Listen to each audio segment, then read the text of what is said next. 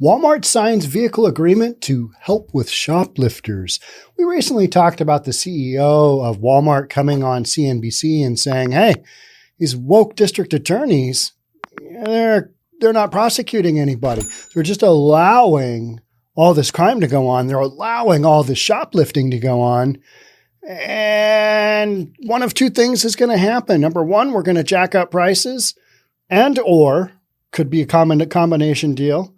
We're going to close down a bunch of stores. Now, Walmart's already closed down some stores and prices have been going up. We got that whole inflation thing going on, remember? So what are some other things that big corporations are doing? Well, we've got this recent story that Walmart signs vehicle agreement to help with shoplifters. Now, how does that work? You're buying a bunch of vans. Let's be honest. These are like a glorified electric Toyota cargo van.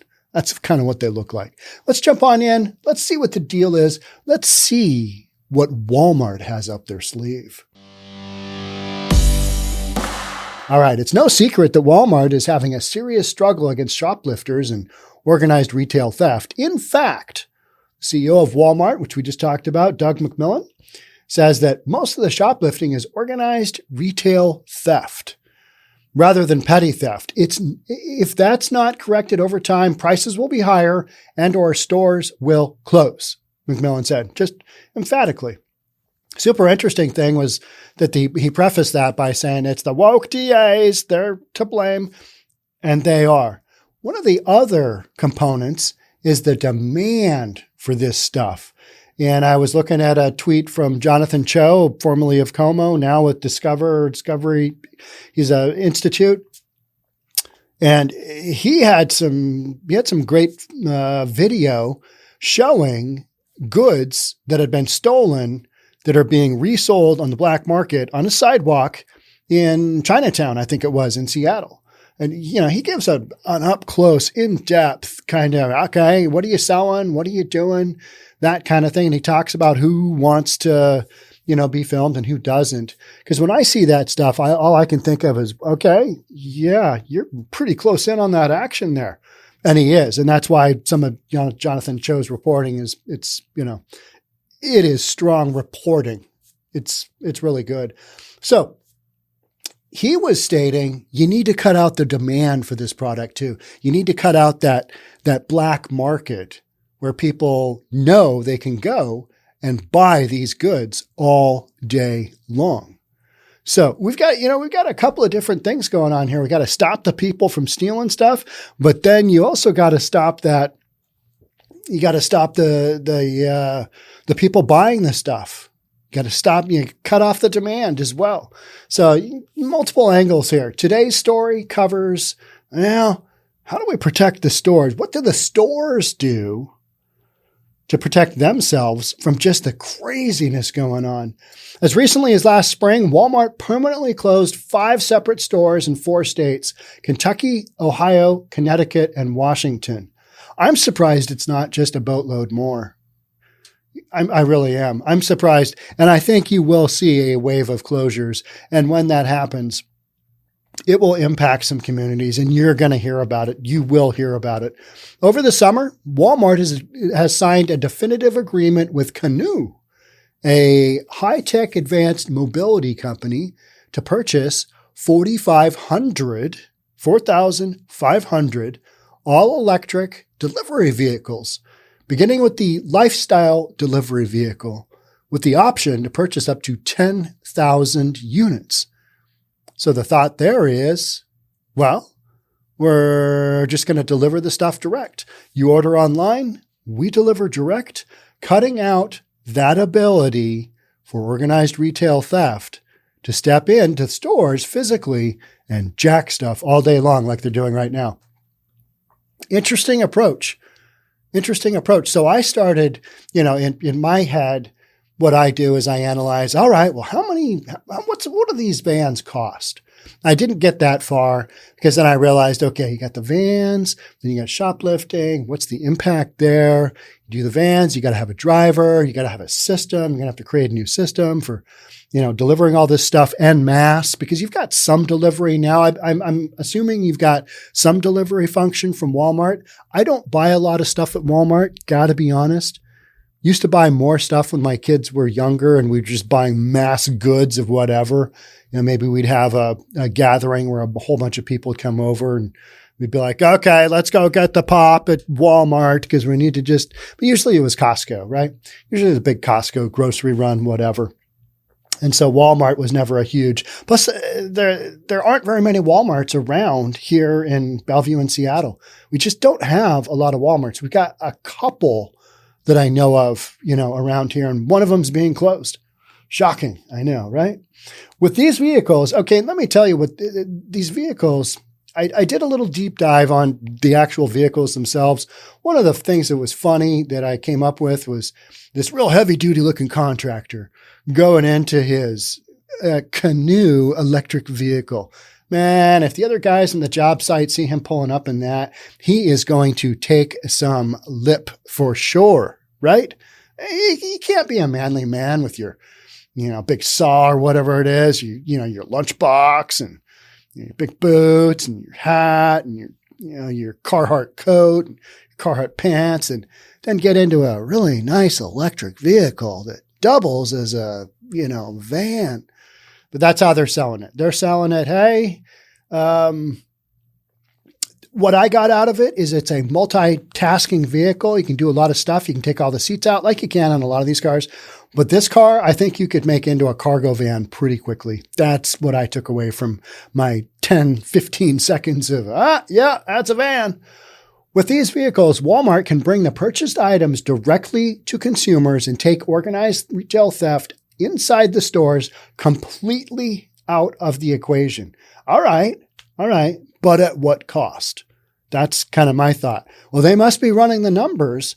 And when we talked about, one of my kids called me and said, Dad, I saw your short on, did a short, less than a minute long video, vertical, not horizontal.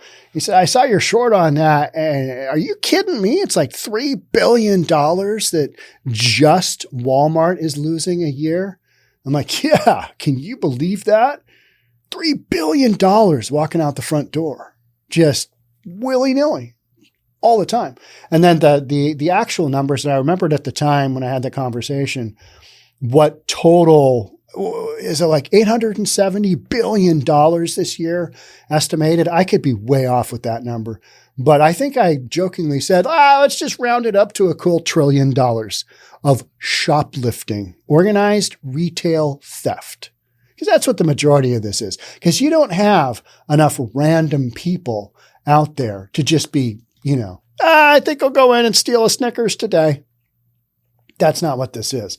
These are people with a game plan. These are people hired by others. These are people paid to go in and rob your friendly CVS, Walgreens, grocery store, Home Depot, whatever it might be, Walmart.